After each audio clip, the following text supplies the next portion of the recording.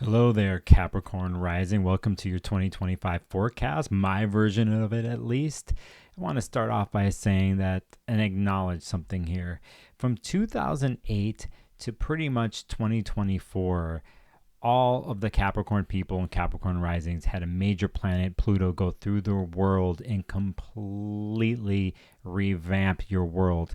And it probably happened in multiple ways over that huge period of time. So pat yourself on the back for making it through, okay? Pat yourself on the back for the wisdom that you acquired. And I know some of these situations were some of the harshest life situations, but Pluto is not in Capricorn anymore and will never be in our lifetimes. So let me just start off by saying, remember, this is important for Capricorns in general, to pat yourself on the shoulder, to give yourself a break, to take time from the tasks and the work and the criticalness of things externally and internally, and tell yourself that you pulled off one of the most incredible, transformative, regenerative situations that can happen in the astrology world with Pluto going through your sign.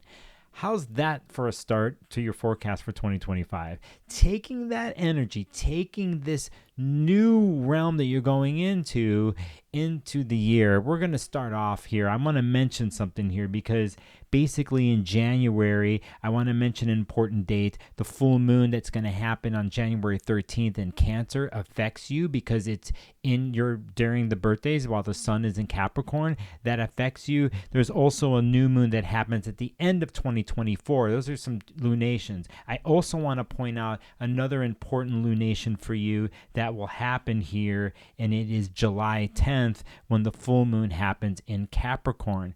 I'm starting off with saying those things because it actually has to do with how you stand in the world as a Capricorn rising and how you enter it, how you perform, the soul of you, the energy, the vitality of you in this physical body that you have, and then how you manifest in the world. Full new and full moons in Cancer and Capricorn, they definitely highlight that. But another big highlighter is right off the bat here in the beginning of the year is the planet Mars. The initiator, the fighter, the action taker, right? It's this fiery, raw planet that needs to show its will and life into the world. In the beginning of the year is actually retrograde. And for those who don't know that, when a planet in astrology is retrograde, is appearing, it's going backwards. That's why it's not functioning on all cylinders like the way it wants it to be. So the taking action part, the initiating part, kind of is funky. And there's a revision and revamping and a review that happens during retrogrades. In this case, Mars. And Mars will be doing that in the sign of Cancer, your opposite sign here from January 6th, and going through this process and finishing a process that ends April 17th and 18th. What does this mean for you? Well, for you Capricorn risings, your opposite sign, part of you, your sign, has to do with the relations in your chart or in your world, your relational matters, whether it's intimate, it's private, it's business partnerships, all types of partnerships. And Mars being there can bring contention and frustration. And if Mars can't do what it wants to do and it has to review, it means it has to slow down. And it doesn't want to do that. And it brings up feelings in Cancer. And it's interesting because it's your opposite sign. You know, you being the professional person that you are, having to show a certain way with this outer shell. But on the inside, what are you feeling on the inside? And I think this will be a theme from like I mentioned, January into April when it comes to how you're relating to the world and how you're relating to others. Again, it can get difficult and contentious at times, okay? I want to say that. At other times, though, there can be and could be things initiated in relationships that change them for the better. It requires honesty, and it requires a sharing of emotional stories and of feelings. And at times for Capricorns, depending if on the rest of your chart, because I don't want to generalize too much, but depending, they could be a little bit more not show themselves. They're a little bit cold in what they have to do and protective and a little cynical, right? And a little bit like, hey, what do you want from me type of stuff, or what's in it for me type of things. There's nothing wrong with that. But when Mars in the sign of Cancer, that brings up the feeling parts of things, right? What gives one nourishment, what fulfills one emotionally, right? How one nurtures or how they like to be nurtured. And those themes are playing out in your relational part of your world. Then there's some revamp and revisiting going on there, and you have to be real with those things and maybe show what you really feel, knowing that things have to change and move in that part of your world. Down the line, when summer comes, there will be something else that comes into this relating part of your world in your chart, and we're going to get to that. I'm going to try to stay in chronological order.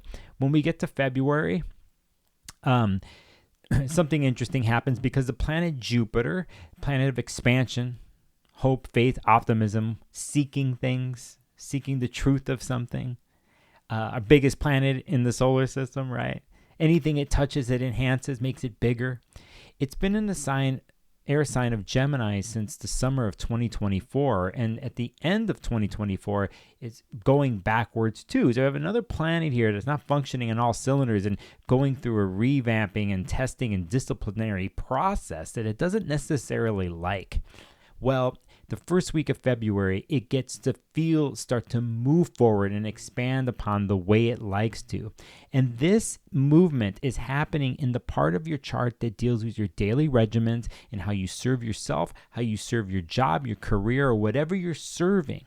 The little things of chop wood, carry water in your life, the to-do lists, the habits and regimens, that starts to move forward here a little bit. And it's been a while because a lot of work in revamping has gone on there from the end of 2024 till now. And this is keep it simple.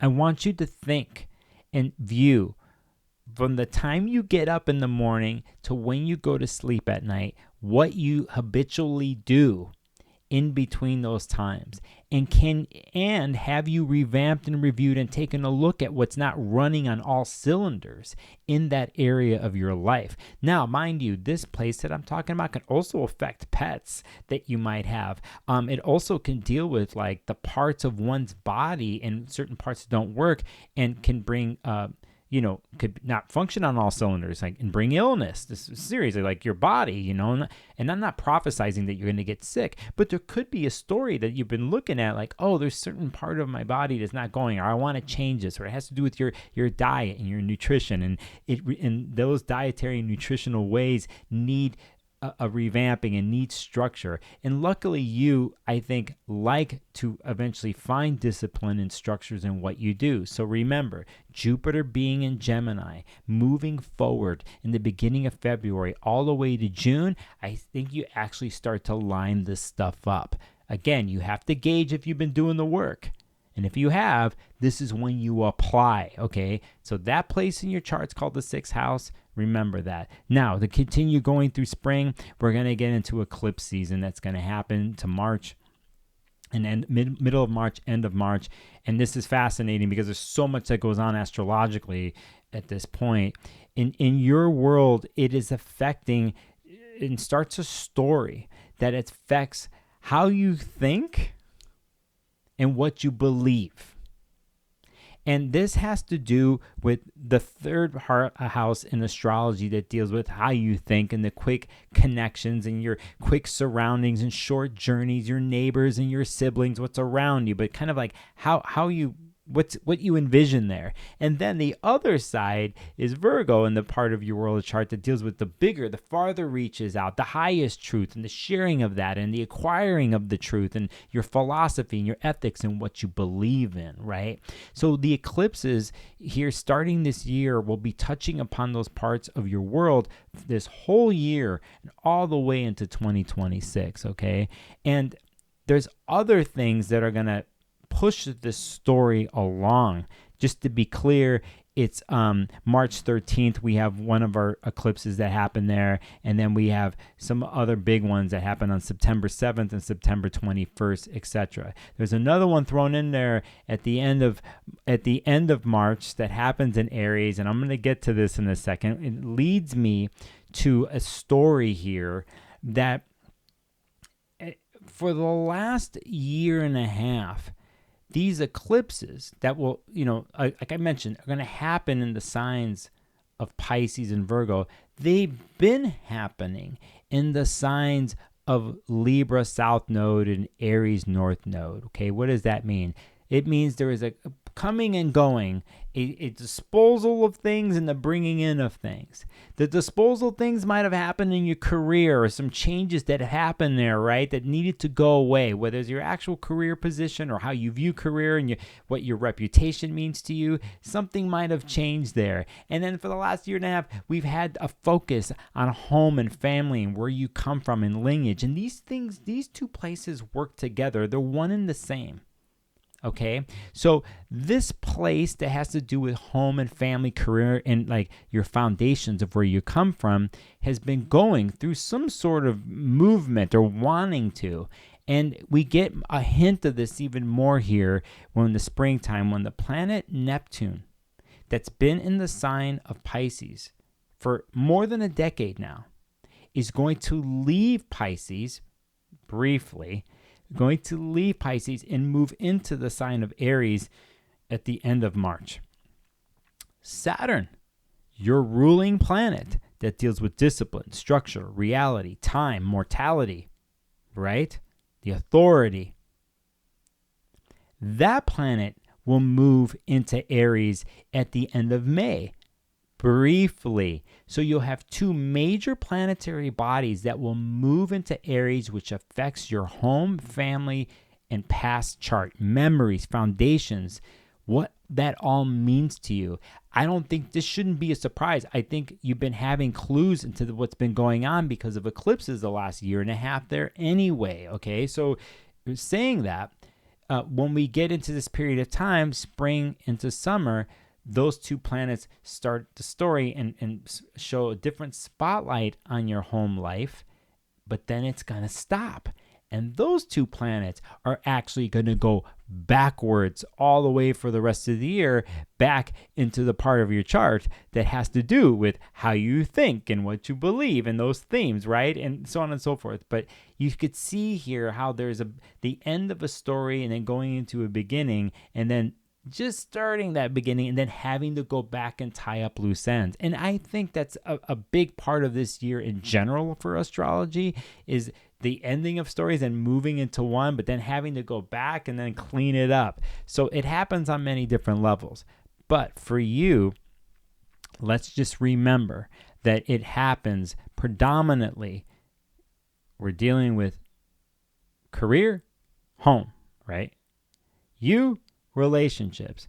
To throw in something in the mix here, in springtime too, during these eclipses, during this very interesting movement plays, there's so much happening between March and April. Even Venus, the planet of love and relating and money and assets and your senses, that planet is actually going to go backwards too. And it's going to be starting its backward motion, retrograde motion, in your home and family in memory lineage place. So you see here that there's multiple things moving around there, and it starts to move backwards in that place, and it goes back to the Pisces part of your chart where these eclipses are happening that have to do with what you think and what you believe.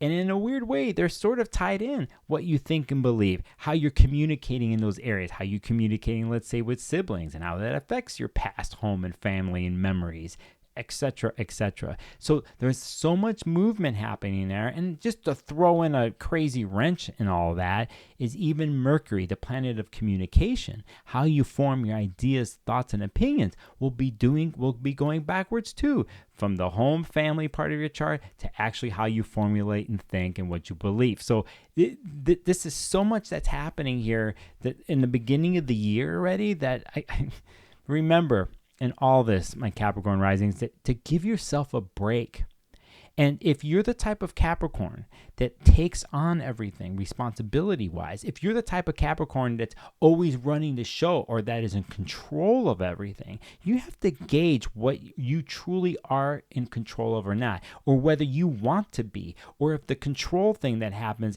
actually messes with you, affects you physically. It affects your daily regimen and habits every day, right? It affects your relationships. It affects home. You have to really gauge this and know when to apply and know when to step back and let somebody else deal with it, right? Or just a revamping of things. Okay, so I want to say that. Now,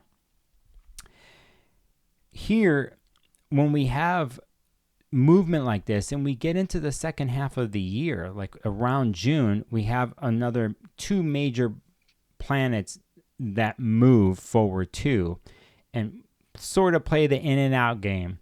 The first one is Jupiter will leave Gemini and that place in your chart that deals with the daily regimens, and it's going to move into the sign of Cancer for a year. When I started this forecast for you, I talked about Mars retrograde, the planet of action going backwards, in your relationship house for a couple months, right? Now Jupiter is going to enter that place for a year beginning of June. So a lot of what you do and a lot of what comes up from your intimate relationships to your partnerships to the contentious to your open enemies, all these types of things in just relating in general, Jupiter will go there and enhance the situation. I hope at this point you figure things out at the beginning of the year with Mars being there. And then when Jupiter comes, it actually could be beneficial depending on what happened in the beginning of the year and what played out. And Jupiter always likes to, not always, will bring its bounty. It will bring its buoyancy into situations and want more of, seek more of, right? And so that is coming into your relationship house from June of 2025 all the way to the summer of 2026. Sometimes I see in situations like that, relationships change or relationships move forward or progress or enhance, and that shows up in many different ways. Sometimes people, they get married. They sign a contract with each other. Or it's other business partnerships or any types of partnerships where they become enhanced. Again, this is a general statement, but there's work that has to be involved in this, and it's kind of keyed into the beginning of the year. So I like it for the most part, but I'm not going to completely brush it over with pastel colors and say it's perfect. But your relationships in general are definitely a theme all the way into 2026. All right, so in July, we have one of the other heavy hitters in astrology, the planet Uranus, that brings change, shock, and awe and surprise, and likes to liberate and hit wherever it is, surprisingly and out of the blue, to get at the root and foundations of things and to slowly try to change it. But sometimes it's unpredictable. It is moving from the sign of Taurus into the sign of Gemini in July, only for a short period of time. And as we talked about earlier, the Gemini part of your chart, Capricorn rising, has to do with your daily regimens, has to do with those chop wood, carry water things every day. Jupiter in Gemini tries to help you in the beginning of the year to format that stuff. And then here comes Uranus for a couple months to really plug a electrical socket in that part of your world of how you serve yourself in your work and your regimens and really try to change it. It only gives you a hint of this. It only does that for a little bit because even that planet is going to go backwards for the rest of the year and touch upon how you create what you do as a creation person and the pleasurable pursuits in your life, and we'll have some things to do there in a good way. But again, you have several planets now here. You have Neptune, you have Saturn, you have Uranus that are going to move to go to one sign and only stay there briefly to sort of give you a hint of what's to come, and only to go back to another place to revamp and finish stories. Now, I want to end with this here because it's a lot of information I threw at you. I think it's very important here to know where one stands in life. And even if you do not feel that you do not have foundations underneath you, to acknowledge and admit to yourself, like, well, things are shaky or things are moving from one place to another. Just that alone, one can gauge and then know what to do with that. And sometimes we can't do anything. And can we acknowledge that we can't do anything? And can we be patient and work on other things until the opportunities come or the right situations come for you to move forward, right? There's other times we gauge things where we know that things need to be done now, and it needs a plan and a system and a way to go about it to achieve the goal or to achieve the movement of moving forward. You have to gauge where you are with that here, Capricorn rising. You have to gauge it. But remember how I started this video. I talked about a planet like Pluto, which goes to the deepest core to somebody and changes it and does it in sometimes the most harshest ways, and at the same time brings a lot of wisdom and power. You just did all that from 2008 to 2024. So any transitions this year, again, it has to do with your relationships or what home and family in the past is, how you communicate in those places, and how you deal with your daily regiment. If you're feeling off and stuff, you can always tell yourself, well, I could do anything now because I did Pluto transit from 2008 to 2024. So anything else that comes my way, it just takes a little bit of work, patience, and discipline. Something that you're not a stranger to. That's my forecast for you. If your first time here, my name is Nicholas. I'm Sparkles of Gold. I love what I do. Please hit the subscribe button. Hit the bell to know when I go live, because I go live. And not only that, if you're interested for a year ahead session, I love doing one-on-ones. I love coming up with plans with people. I'm a Saturnian type of guy. I like to deal with what's real, and I'm a real person. I will be honest with you and see if we can come up with a plan or just a certain outlook for the year, okay? On that note, I hope you have a blessed 2025.